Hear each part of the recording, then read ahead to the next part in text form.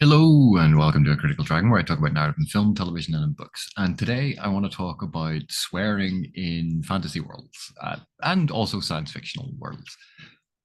The the fact that sometimes these fictional swears work and other times they don't, and some of the some of the issues that this highlights and some of the ways that we can approach it either from a writing perspective or as a reader to understand why we're reacting in the way that we're reacting to it.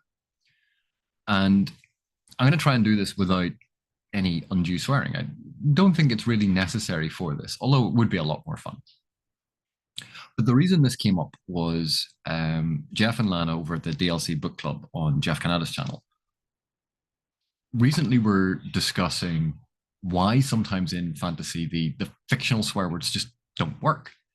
And Stephen Erickson had actually replied to this, and he gave his thoughts on it, involving aspects of transgression of taboo and a couple of other points.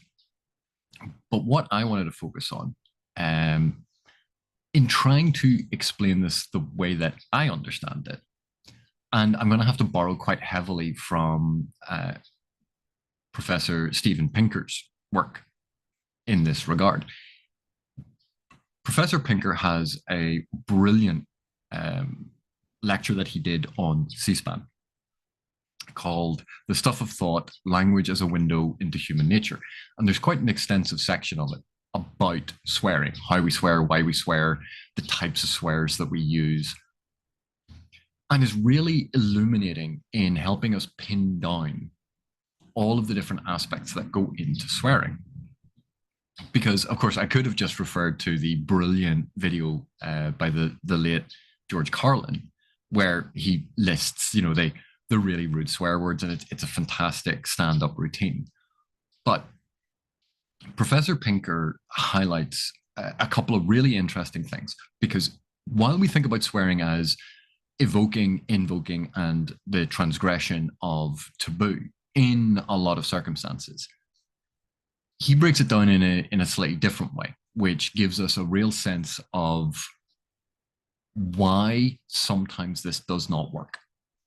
So let's talk about the five major categories of sort of swearing content that he discusses. And the first is supernatural swear words, the evocation and invocation of awe or fear or the power of deities. And we can locate this in the sort of the reverence for religion in our own world and the taboo of transgressing that. But it's about that evocation of awe or fear or the power of the deity. And the second sort of category he looked at was bodily effluvia and organs, things that are often associated with vectors for disease. But all of the icky and gross and dirty things. And one of the reasons he highlights for the use of this in swearing is to evoke the emotion of disgust. And that leads us on to his next category, which is actually the explicit swearing involving disease, death, and infirmity to evoke an emotion of dread. Or the next category, sexuality and sexual practices, which quite often are, when they are evoked, when they are tied to swearing, is about expressing a revulsion of depravity or highlighting something as an unnatural act. And then the last sort of big category that he discussed was disfavored groups, that marginalized group or othered groups. The deprecating terminology associated with them is evoked to express hatred or contempt. And you can see how each one of these, while we could go, oh, it's all just about swearing, how the swear is being used and what it is trying to evoke is actually different in each of these different cases.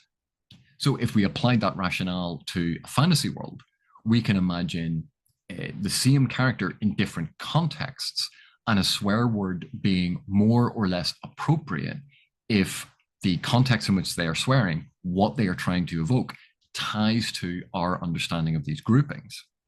But what's interesting is Pinker also goes on to different types of swearing, how we articulate it. And he starts with dysphomistic swearing.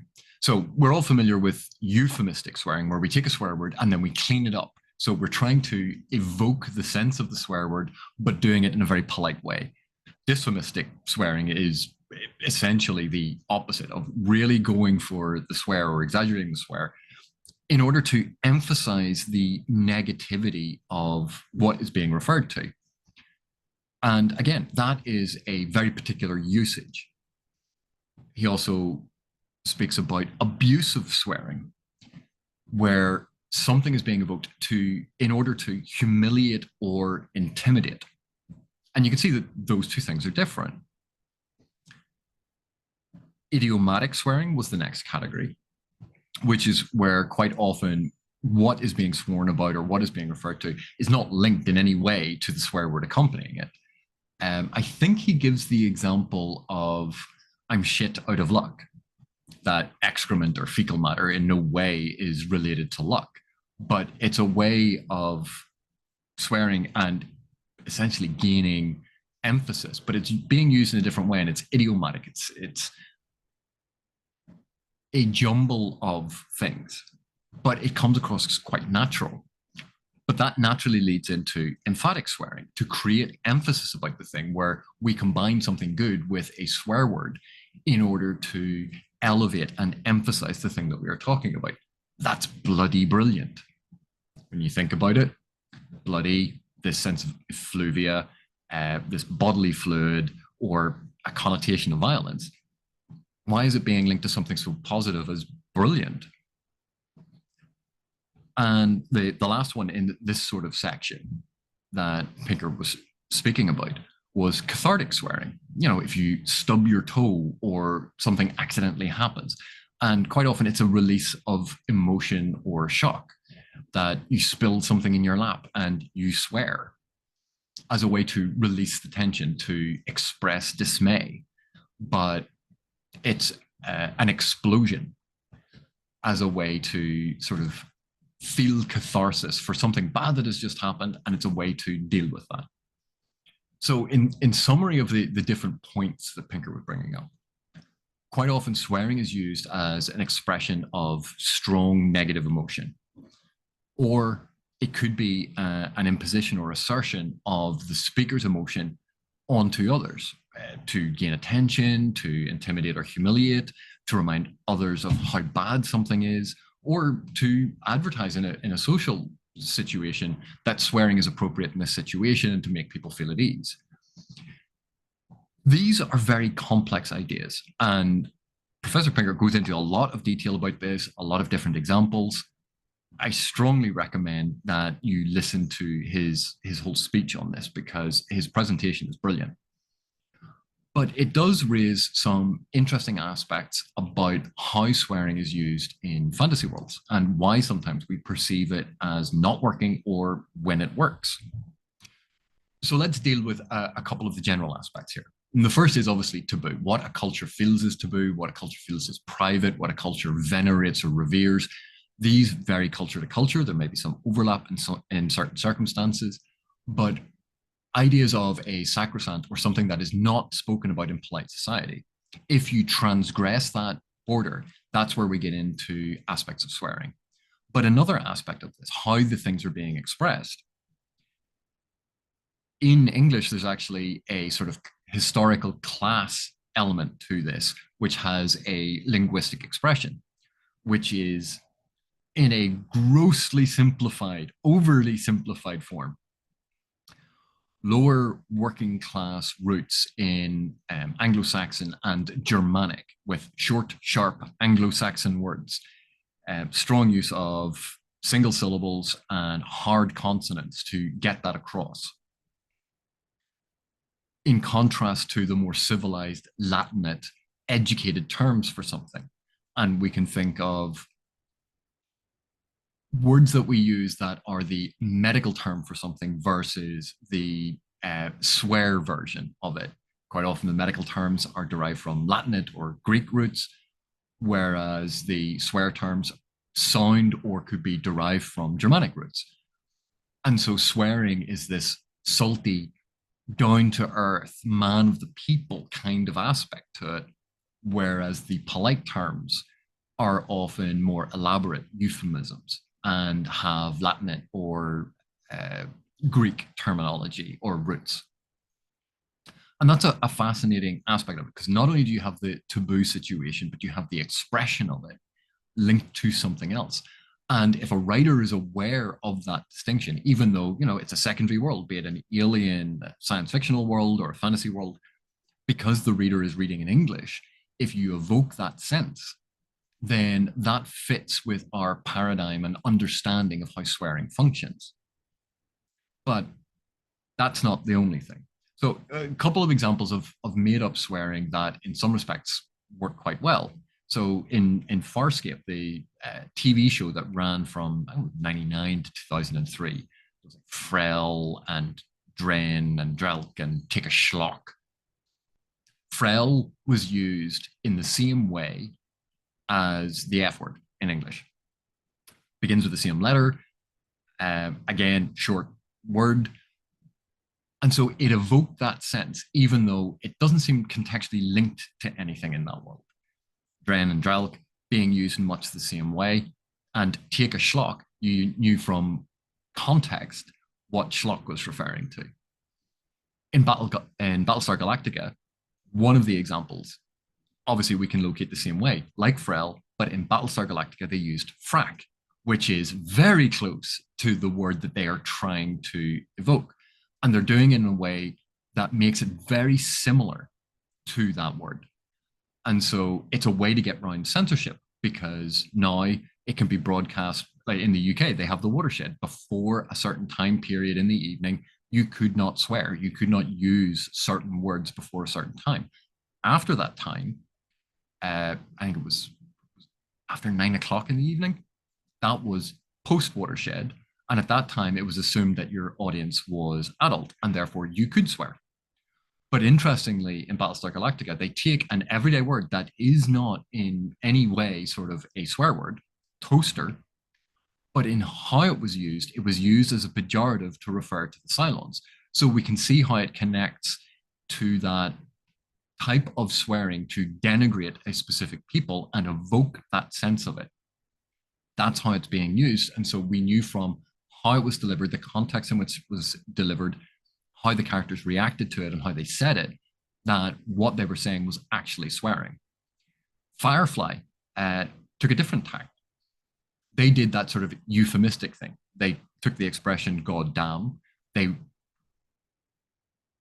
conflated it, and then subtly changed it within a way that it still sounds similar, but gets round the specifics. So they say "goram," and you can hear the original words that it is evoking, but at the same time, it is now no longer a swear. But they use it in exactly the same way that that expression is used in our world. But they also got round things by having the characters swear in Mandarin. I think it was Mandarin. As a way to get round English censorship rules, in much the same way that in Avengers, Loki uses the expression "mewling quim."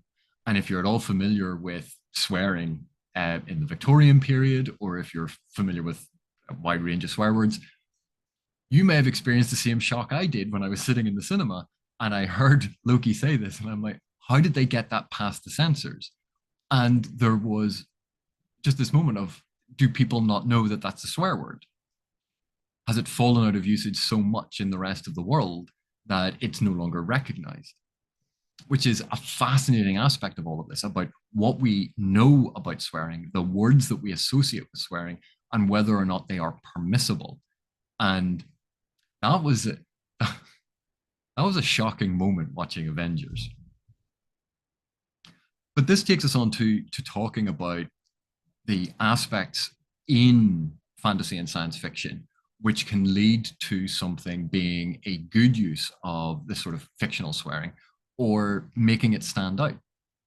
And so when we think of all of the stuff that Professor Pinker was talking about, one of the first things that we have to locate is the cultural context. Where's the character from? What culture are they from? What are the revered or taboo subjects in that culture?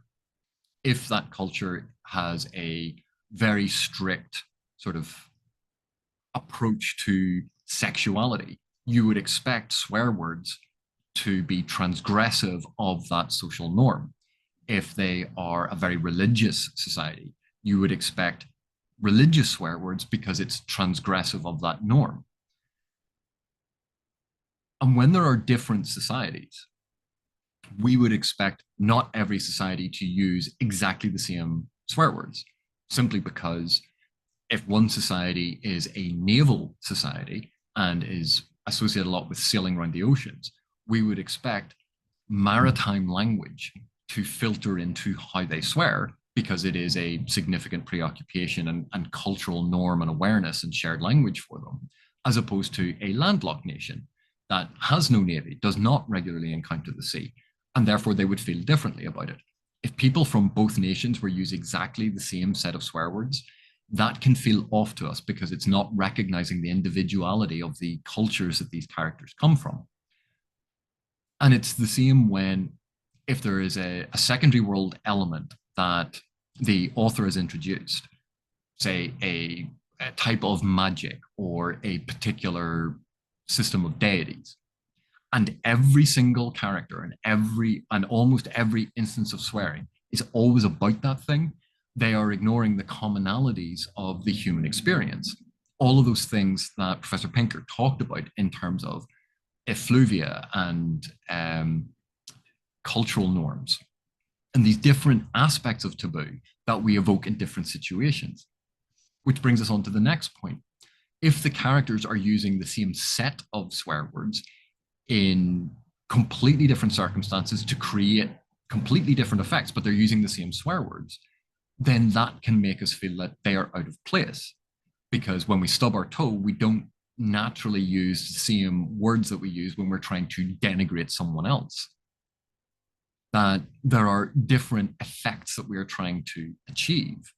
And even as Pinker pointed out, the different words are evoking different senses, disgust and revulsion and shame, and evoking the sense of power and awe of deities. These are all different effects.